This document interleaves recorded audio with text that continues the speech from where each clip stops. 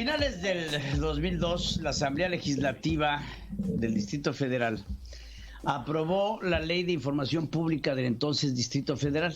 Andrés Manuel López Obrador era en ese momento jefe del gobierno del DF y vetó la ley y la creación del Consejo de Información con el argumento de que había contralores ciudadanos, aunque estos habían sido nombrados por él mismo.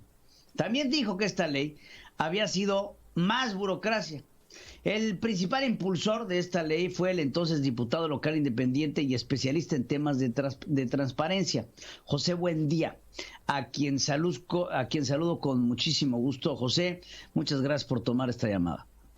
No, muchas gracias a ti, un placer estar contigo. Igualmente, José. Pues hablar de un Andrés Manuel López Obrador que nunca ha estado de acuerdo con la rendición de cuentas. José, cuéntanos, ¿cuál es tu experiencia con Andrés Manuel? Pues mira, yo creo que es bastante claro que el tema de la creación de órganos autónomos que garanticen el acceso de los ciudadanos a la información y de otra clase de órganos, no solamente el de transparencia, sino otros, incluso los electorales, han sido una piedra en el zapato para el presidente López Obrador desde hace mucho tiempo, desde que me tocó en efecto participar en la presentación e impulsar la ley de transparencia en el Distrito Federal, de entonces.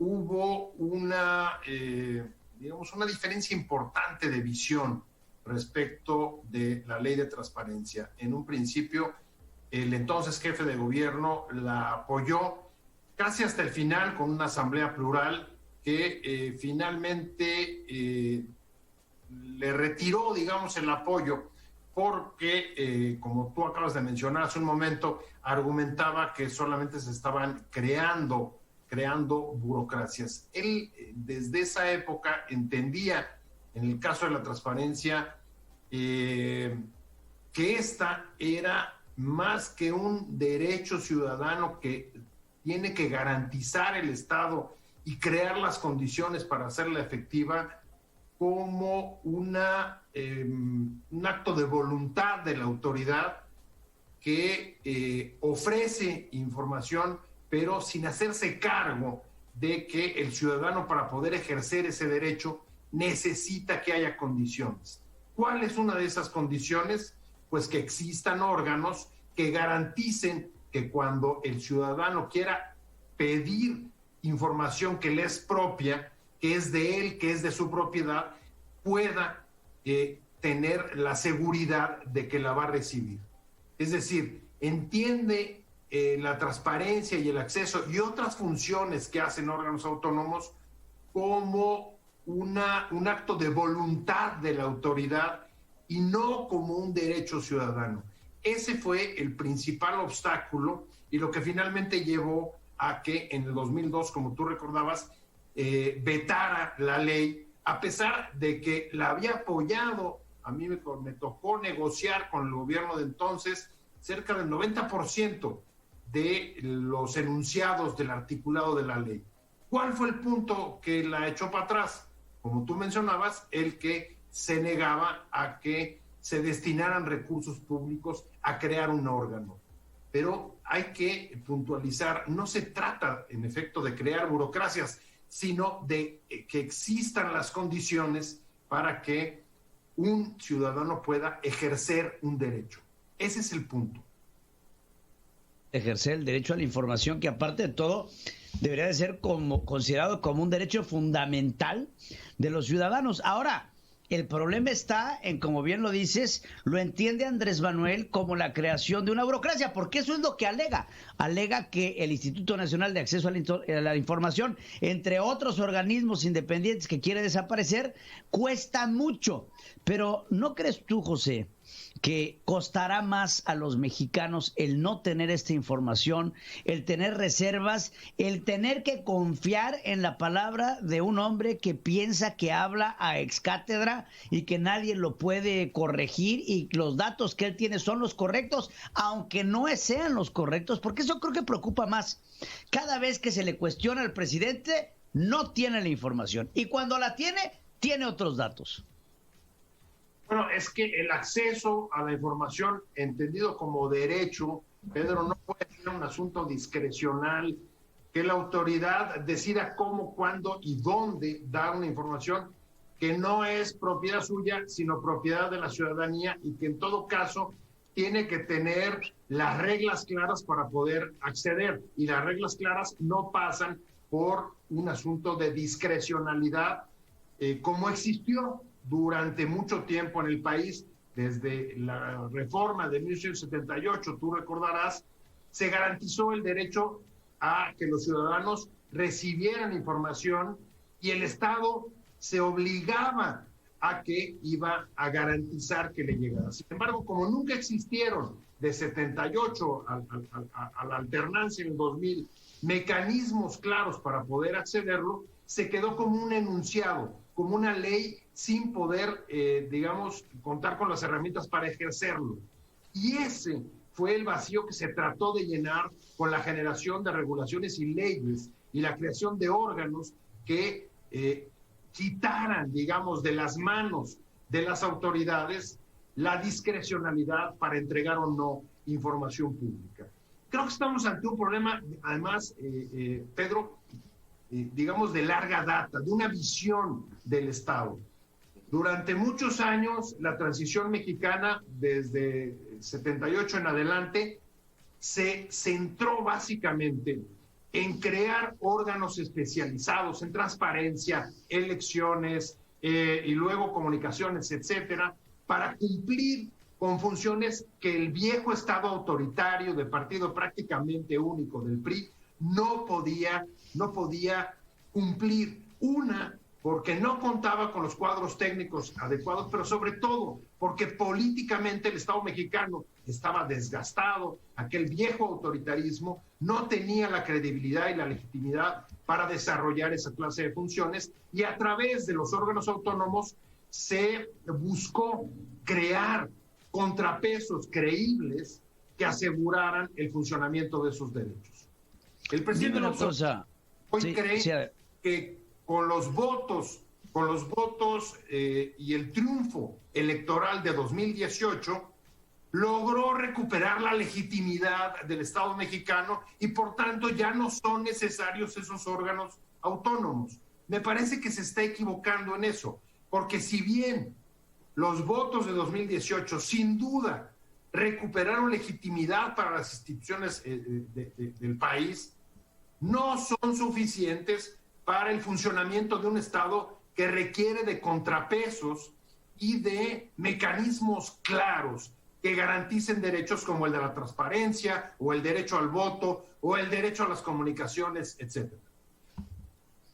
Oye, dime una cosa, José. ¿Tú crees que Andrés Manuel se salga con la suya?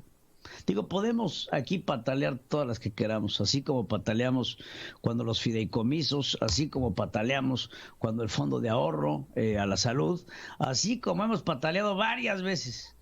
¿Tú crees que Andrés Manuel, con una Cámara a su favor antes de las elecciones, se salga con la suya y logre eliminar estos organismos autónomos?